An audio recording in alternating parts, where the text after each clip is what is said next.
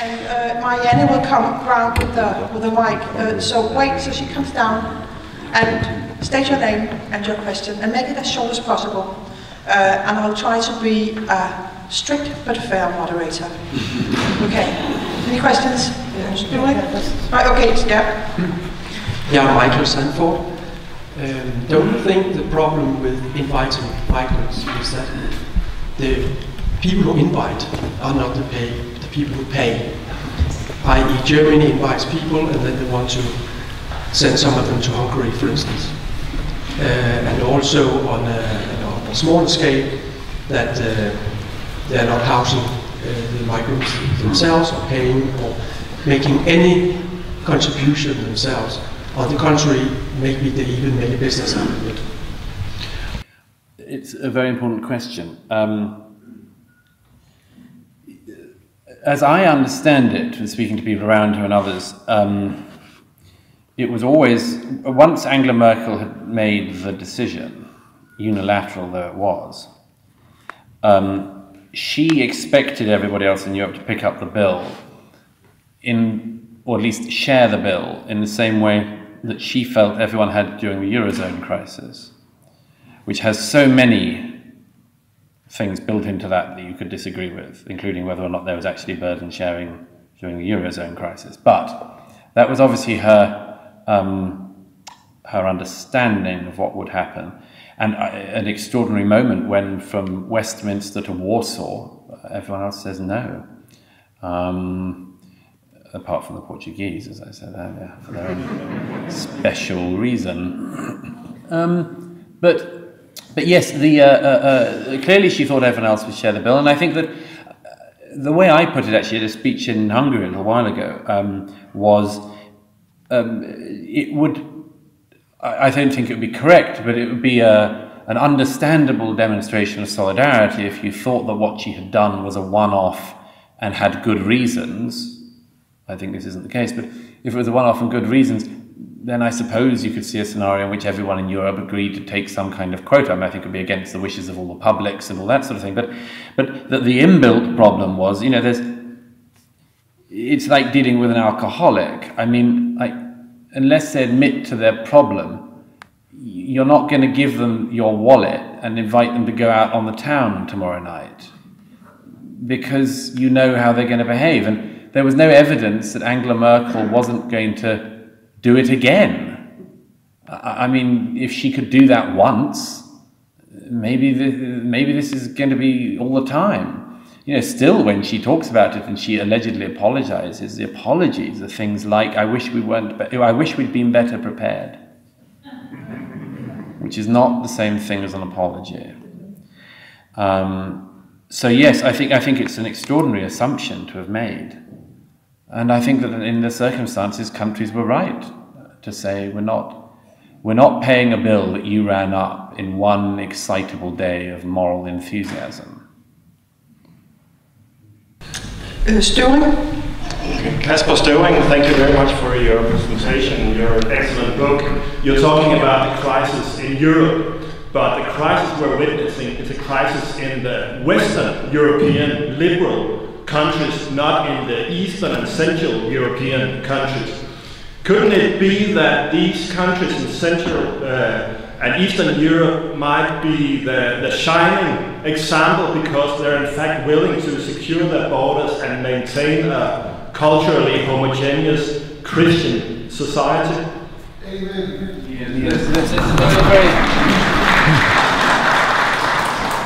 It's a very important question.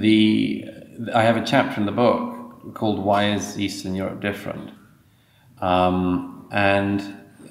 So it's such an interesting subject, this, because I mean, obviously they didn't have, because most of them were under the Iron Curtain, behind the Iron Curtain, they didn't have the post-war Gastarbeiter era of migration, of course. They also, in my analysis of it, is that among other things, having come out of, I mean, everyone had a bad 20th century, but I think those countries had the worst. To fall under one totalitarianism and then fall under the other in quick succession seems to have suggested to them, I think quite rightly, that you've got to be very careful with your future, because it can all go in an instant, and you don't have any time off from history, and they certainly didn't. And so I think that the sort of almost frivolous, unthought through behaviour of a lot of Western Europe in recent years is just something they've seen it, they've watched it, and they don't want that path. They've just chosen another path. And at the very least, I think that it's their right to choose that path. And I think it should be their right to choose that path without being denigrated and lied about and defamed. And you know, I think there's an extraordinary thing that happens from Western Europe to Eastern Europe and Central Europe in particular at the moment, which is we've been treating them as if they're like young and they're not up to speed, and if they just grew up a bit, they'd be like us. And I think a totally legitimate question for these countries to ask is to turn around, look at this allegedly brilliant adult and say, I don't want to become you. You're not my role model. You know, you screwed it up. Why am I going to audition to be you? And even if it was the case, I think it's incumbent upon Western European countries to say what's so brilliant about what it is that we've been doing. Because I explain in the book, the historical chapters, I explain that all of this sort of happened through all sorts of things, but one of them was a lack of attention to the consequences of basic actions. You know, lack of attention to the basic truth that countries change if the peoples change. And yes, I think I know from travelling there a lot that they look at us with bemusement, but yes, it should be their right to say you're not what we want to be when we grow up, as it were, you know. Okay, yeah. Hello, my name is Ben Johnson. You mentioned earlier that you can't keep discussion down because of social media, but last week, the majority of Google offices, the employees went on a massed walkout. And people like Jordan Peterson and Dr. Besøg have been complaining about videos being put on restricted mode. If we are facing a future where media is controlled by a particular political ideology, what should we be looking for in order to make sure that these conversations are balanced and free? You're quite right to pick up on that, because yes, I should have added the caveat that, you know, so long as the social media companies remain or become broadly free. I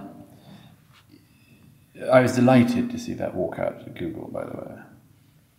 What's the old Winston Churchill joke? An appeaser is somebody who feeds the crocodile in the hope that it'll eat him last.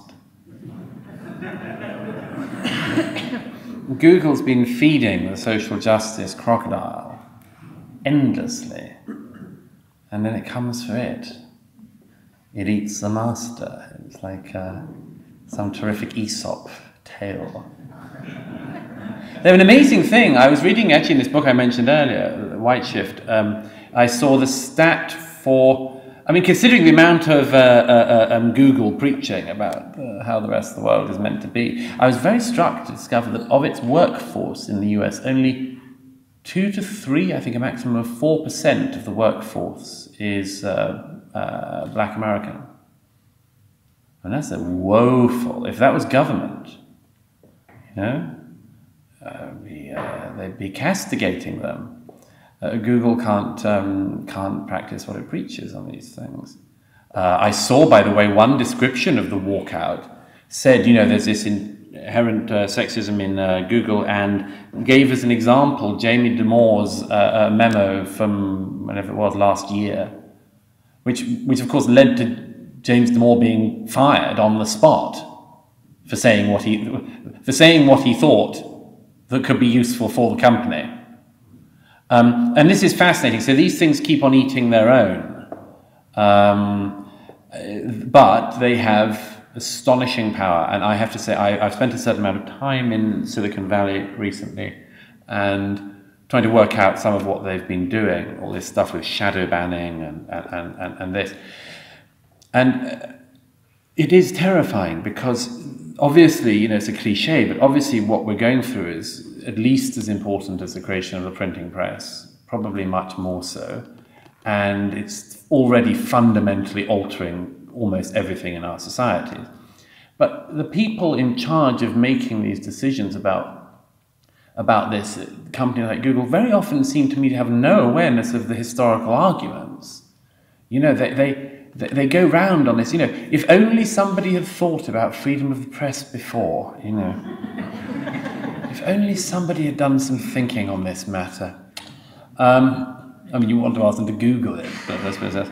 But, you know, they are wielding this extraordinary power, and they seem to me, among other things, to be totally unsuited for the job. And let me give you one example of what's going on at the moment, and this is a very dangerous trend.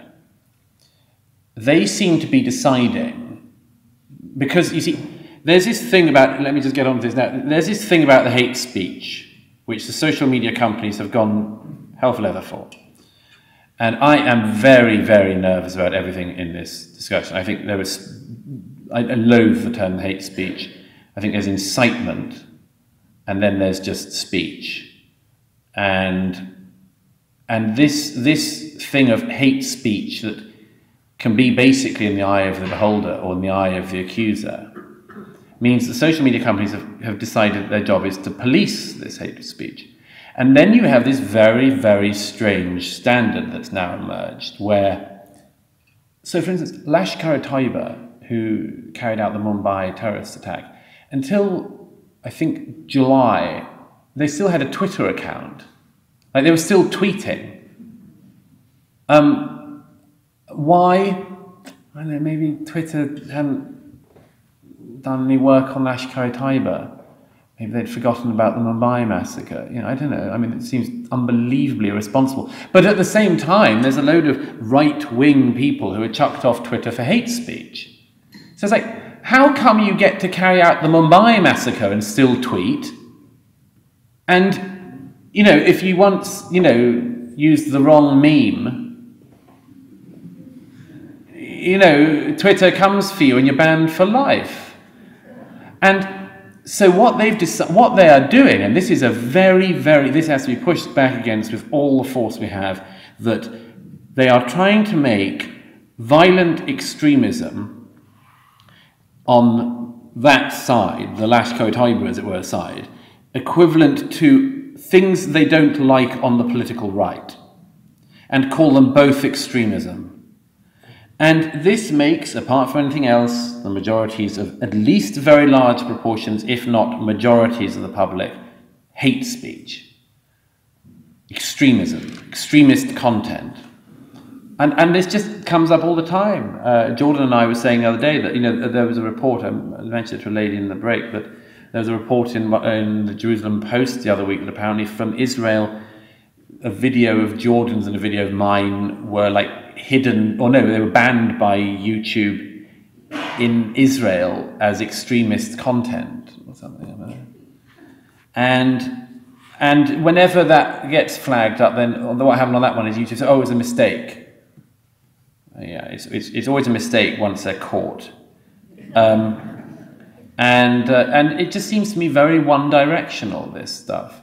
But yes, and the teams, this is the other thing, the teams that just went straight from the Obama administration, among other things, straight to the Silicon Valley jobs and so on. They're all the people who spent all those years talking about violent extremism and all that conveyor belts to extremism. And I just think they're going to cause unbelievable problems. And I just think we've got to keep highlighting this because it's coming for everyone. Absolutely everyone.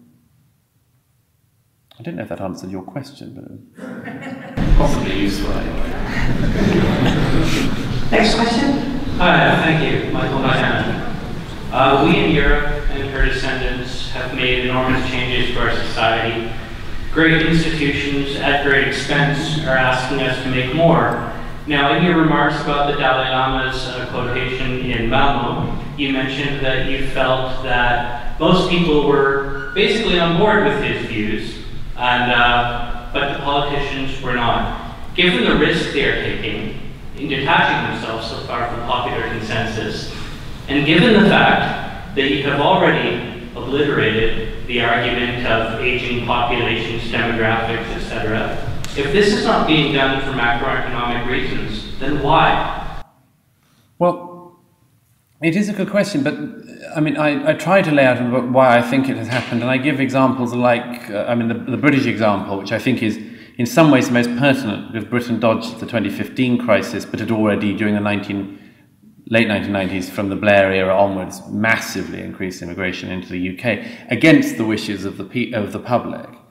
And I think it's a set of things. I mean, there is one deep underlying one came up. Again, this is something which, people could easily say, oh, that's a conspiracy theory, except it was written by somebody involved, is the former Labour speechwriter Andrew Nether's famous comments when he said that, having been in the meetings of the Blair government in the early 2000s on immigration, he said that he came away with the impression that there seemed to be some underlying thing that wanted to increase immigration because it would rub the right's nose in diversity. That was the phrase he used. And I think there is an element of that. I'm not sure it's the only one by any means. It's certainly not the only one. But there's certainly an element of that. Get with the beat. It goes back to this point I make about this strange modern elite European assumption that we in Europe have a hole at our heart somewhere that needs filling. And that whereas to go to India and say, it seems to me you could really do with an injection of Danes, would be presumptuous and slightly surreal. Nice though you all are, but I mean, it'd be a bit odd, and they say, but why? What's? I mean, with all due respect, what is it you're gonna, But if you said, well, India, it's not that much, you're not got that much in the way of culture and civilization, and you can do with a bit more diversity. I mean, try that one. You wouldn't sort of try it anywhere else, but there is this, and I think it has some very profound roots, and I think one of them is one of the lessons that some people took from the 20th century, which is, by the way, I'm staggered at the number of people I now meet who basically agree with the following proposition. White men kind of screwed up, so we should kind of hand it over to whoever's next in line. I mean, somebody said that to me the other day. So a completely compos mentis, sane white man. I kind of feel like we blew it, so, like, whoever wants the keys. And I'm just staggered by this. First of all, because there's this endless question in it of, like, do you know what the rest of the world is like? Have you ever been there? Do you know anything about history and what it was like? And how lucky and precious this thing we have here is? Do you know any idea of it? It's like, but it's like our societies are quite unequal. Compared to when? Compared to where? Where was the nirvana, where like everyone was a billionaire?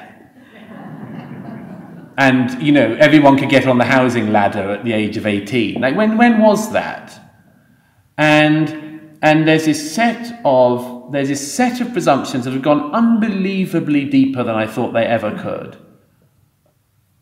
We mucked up, like, let's let other people have a go, and it's going to be interesting and more diverse, and I mean, by the way, sorry, this is sort of not to answer your question, but just say something I think is quite interesting. This happens at the moment. I was at a conference the other day in London. It's just fascinating. Right? It's called Women in Business. Women Mean Business. It was Women in Business. And it was one of those fascinating things that shows up all of the troubles of our time, where like 450 women who are unbelievably successful and doing really well have a conference to talk about their oppression.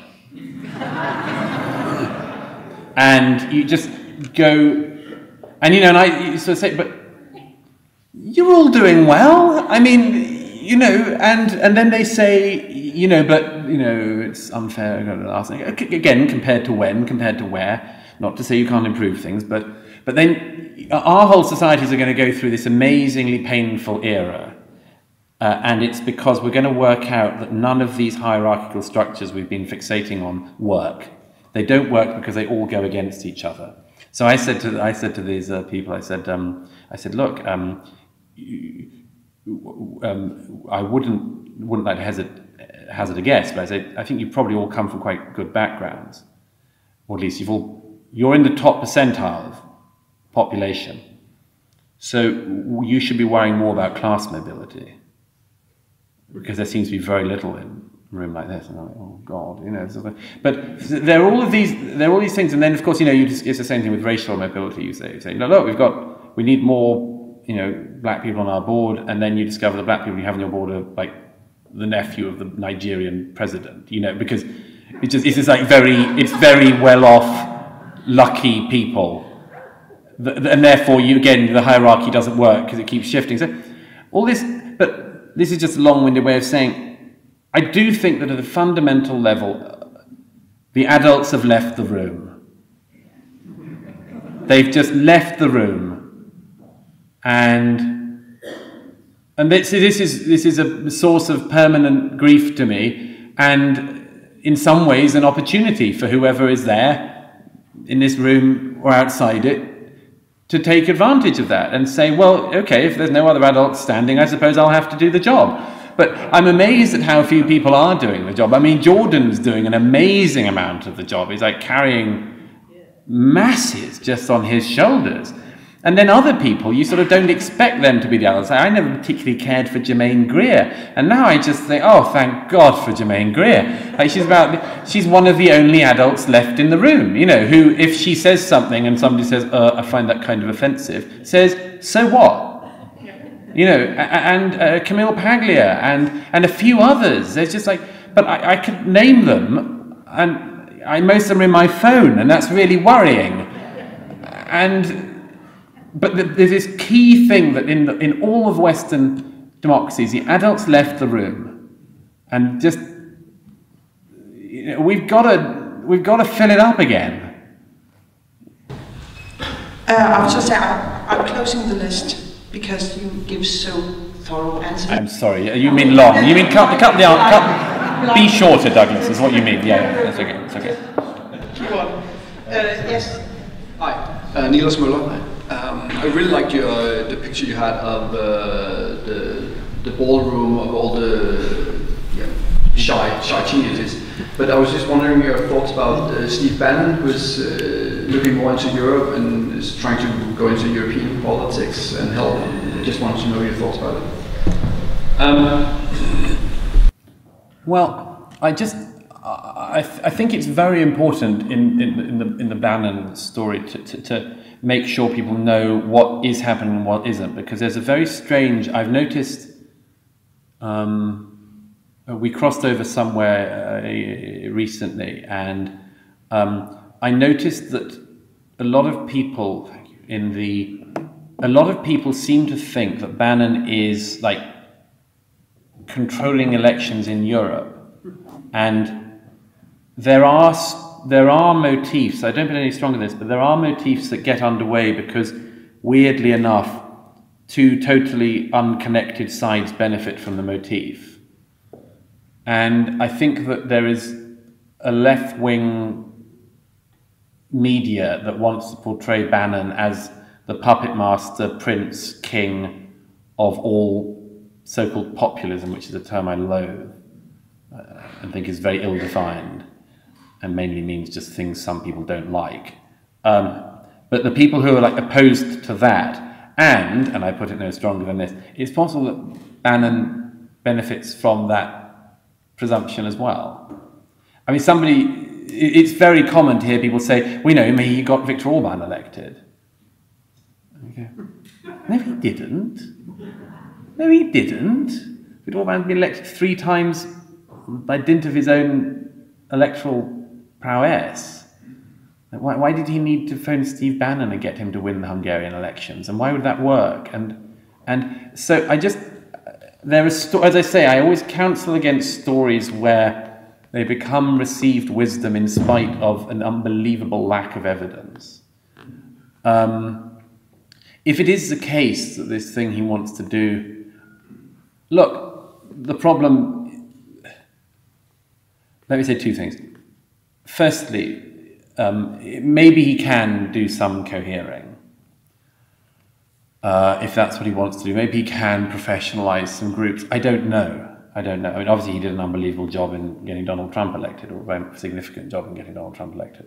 So maybe some of that expertise could be used elsewhere. But I'm not sure that most European countries need, like, outsiders help that much on some of this, because each country is so darn complex. I mean, if I asked you today to tell me about British politics, or you asked me, please don't, to explain all of the intricacies of Danish politics, you'd have me on the ropes quite fast. And I pay a fair amount of attention. Every country's internal politics are pretty mysterious to anyone but the people who live there and absorb it all the time. So that's the first thing. The second thing I'd just say is that I worry personally about any outside, let me put this strong, any non-Europeans trying to work out who should dance with whom, because I think it's very hard from outside. I mean, let me give you an example. I mean, I can completely see why there are parties which, if you hadn't gone through recent decades on this continent, you might think, yeah, why not give them a go? And I also know in my gut I wouldn't go near them. And others where other people would say, don't go near them, where I have satisfied myself that the party in question is not, whatever designation they're given. And that is as I said in my remarks, that is an unbelievably fine set of judgment calls. Unbelievably fine. Like, you can't blunder on that. Like, what's the Austrian People's Freedom Party? Like, I don't know. I'm looking into it. I want to know. Would I trust somebody from almost anywhere else in the world to come in and tell, yeah, I think those are good guys? And I didn't know. We're just going to have to be very, very careful. And apart from anything else, because the possibility of making one error is the most plausible way to take out everybody. Like, if somebody allied everybody in Europe and they weren't absolutely sure of every single assignation they had, they could take the whole darn thing down and put us back into the hands of what was the status quo. So I'm not saying other people shouldn't take an interest, or people not from Europe shouldn't, but my God, you have to tread carefully in this continent. That was a bit shorter. My name is Welcome back to Copenhagen. Thank you. I think my question is just admissible within the brackets of this subject. It's to do with immigration, crime, and Tommy Robinson. I think many of us who are trying to follow what happens in England are having a hard time to decide what we should think about Mr. Robinson. And I was thinking, is the question of the recent developments in his life just a question of free speech or not, or do you have a different take on it? Thank you. Yeah. By the way, I should say, yes, I was here 3 years ago. I should mention that before, with the 10th anniversary of the Danish cartoons, with Mark Stein and it was, oh God, that was a great day, great day. with an even greater evening, which both Mark and I reminisce about very fondly. You can never reflect on that evening without using a phrase like totty in it. It's great. He was like hot Danish totty. It's one of his favourite phrases about things. It always amuses me. Anyhow, but no, we had a terrific time, and there was a great big drawing of Muhammad, I remember, up there, which there isn't today. So you tread on obviously a very important and another precarious question. I've taken a lot of flack for many years that could have been avoided if I'd have been willing to say that I thought Tommy Robinson was a Nazi. And for my limited interaction with him, I don't think he is, I don't think he's a racist, and as I say, you pay a price just for not agreeing to call him the same names everyone calls him. But I don't think you should call people names that you don't think they are, so old-fashioned idea though that is. I think it's a bit tricky because it's an ongoing case. I think having been warned not to harass people who were going into court in one case, I thought it was very unwise of him, to put it no stronger, to be on another courthouse steps. And yes, he is on the video confronting some of the accused. We take in Britain the issue of reporting restrictions, I can tell you as a journalist, very, very seriously. Like, I don't know that there's any country that takes it more seriously. I mean, it's nothing like America. I never write on any ongoing trial because you basically can't. You can report the basics, but I haven't done it myself ever, but I've seen journalists who have trodden accidentally over the reporting restrictions wire, and hell comes your way. Because you could be responsible, it is thought, for the jury absorbing information they shouldn't have had access to, and then you could cause the trial to collapse, and then you have basically that on your conscience as well as the fines on your wallet. So I thought he shouldn't have been doing that. That said, the swiftness of the process against him, the terrible advice, as far as I can see, that he was given by the lawyer he was handed, who told him what turned out to be not the case, which is that if he pleaded guilty, he would get off. I mean, it goes on and on. I think all of this is contested. I don't want to...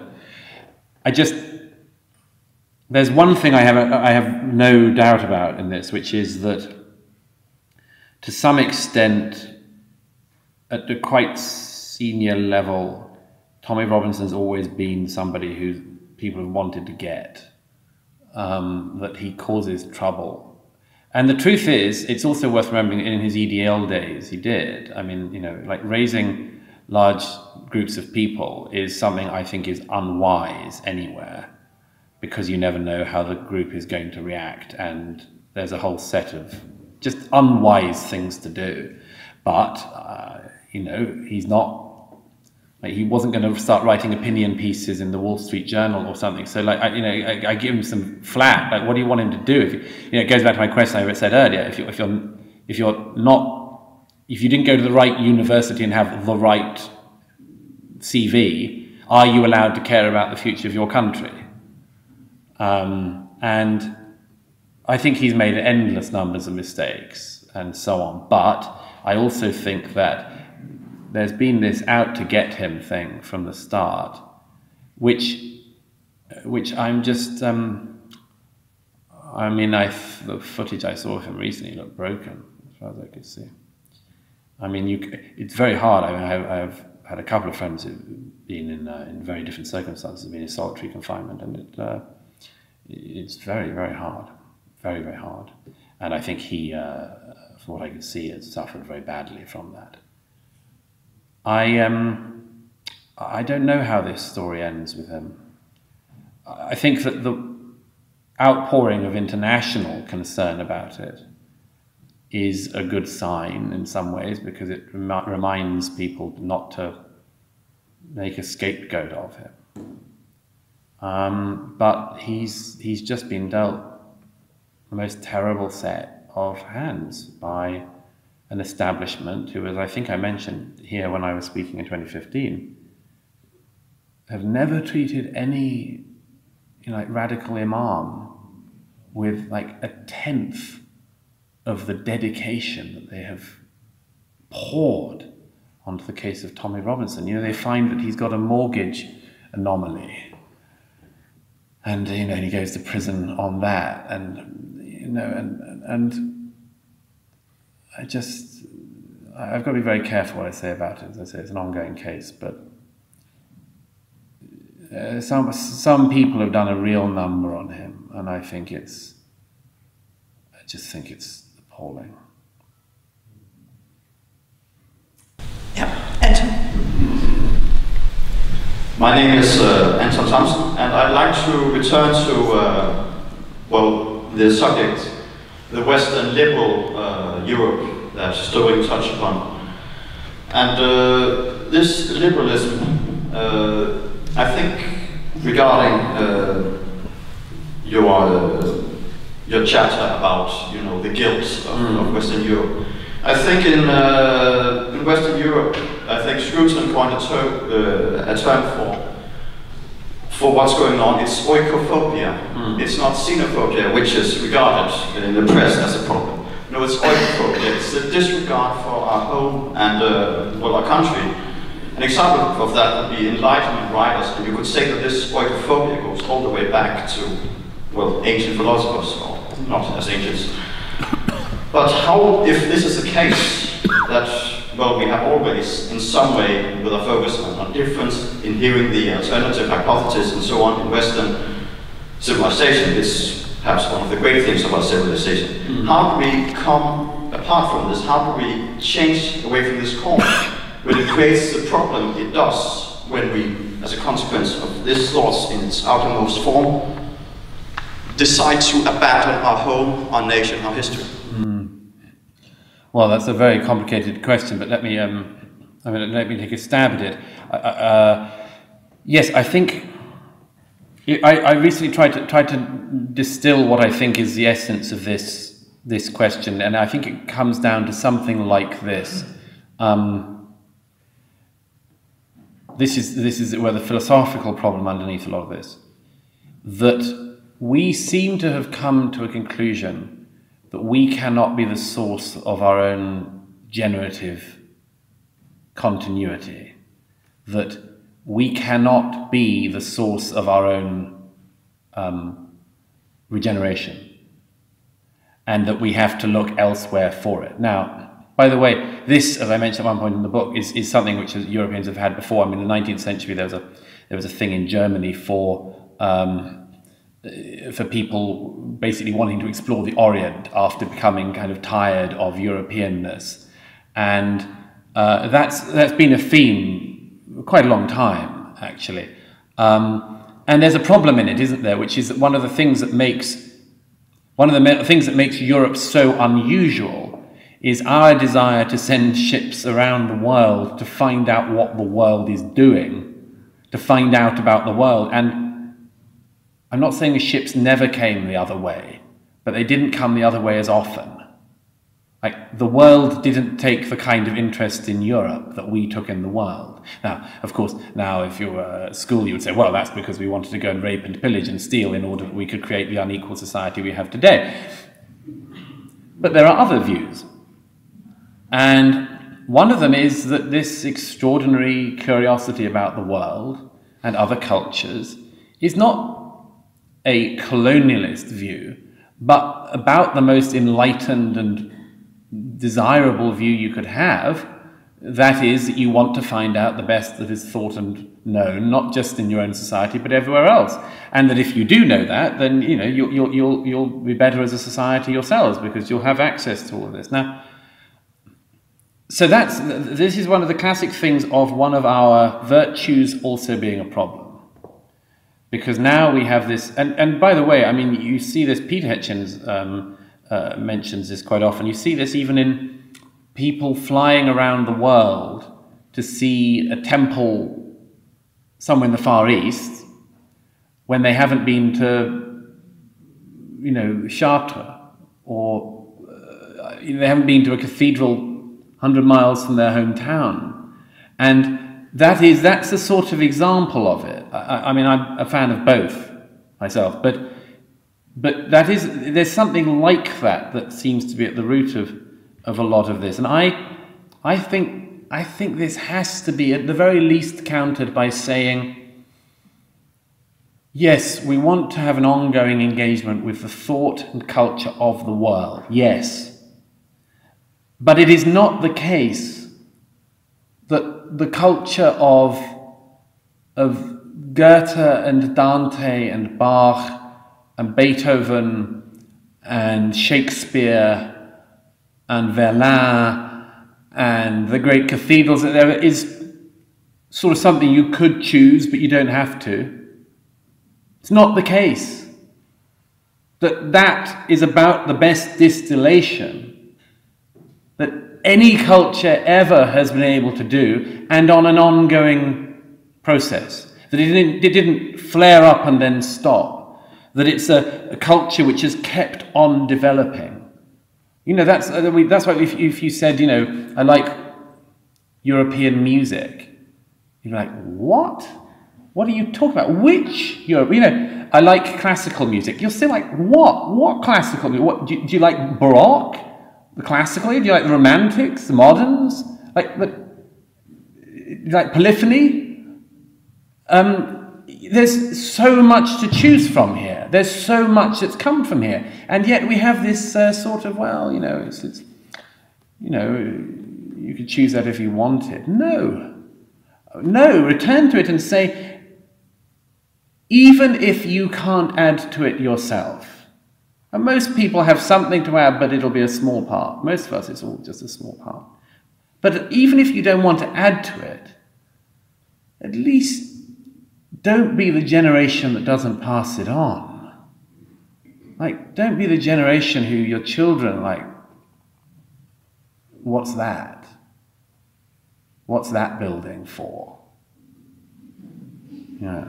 Don't be the generation that your children, to go around a national gallery like the one here, just don't understand what any of the paintings were about and just think, you know, pretty lady.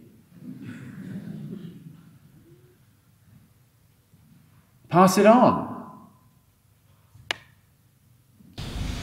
So, Christian. Christian Markson. It seems to me that, at least in Denmark, most politicians across the political spectrum, they agree on the problem. They agree that numbers matter. They agree that integration is hard. Yet we see things continuing. So my short question to you, which maybe has a short answer, if you could, you have 3 seconds to think about it. If you could implement one policy change across Europe, what would it be? Well, I have one which it sounds so obvious that people think, no, you've got to do it, give me another one. So I'm warning you about that in advance. There's one which is stop or very significantly slow down the movement. Just like, at the very least, give European societies a chance to catch up with what's happened to us. And that is so fundamental, and I just always say it because there's no point in talking about like the specifics of the integration if you're not on top of that. This is the fundamental problem about that the difference from Potsdam to Wirtschaffen das is 5 years. Merkel says at Potsdam in 2010, multiculturalism's failed. 5 years later, she just massively speeds up the movement of people. Like, what did you do in those 5 years? What did you do that meant that it wasn't failing in 2015 and with the numbers? Nothing, of course, nothing. But there's a whole, forgive the language in this parliament, but there's a whole bullshitology now of a pseudo-academic discipline that talks about integration. And none of it matters a jot because it's all very new and we don't know what will work and we don't know what won't. And none of that matters compared to the one thing of, at the very least, significantly slow down the movement. No.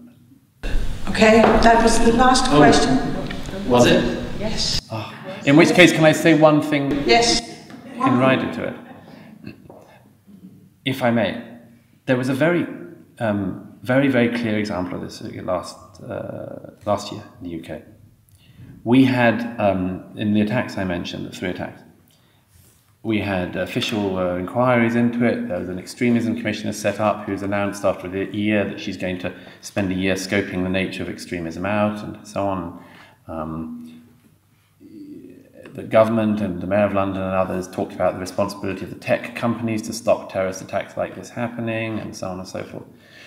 I think I'm the only person who has continuously pointed out that most of the people involved in those attacks had no right to be in the UK.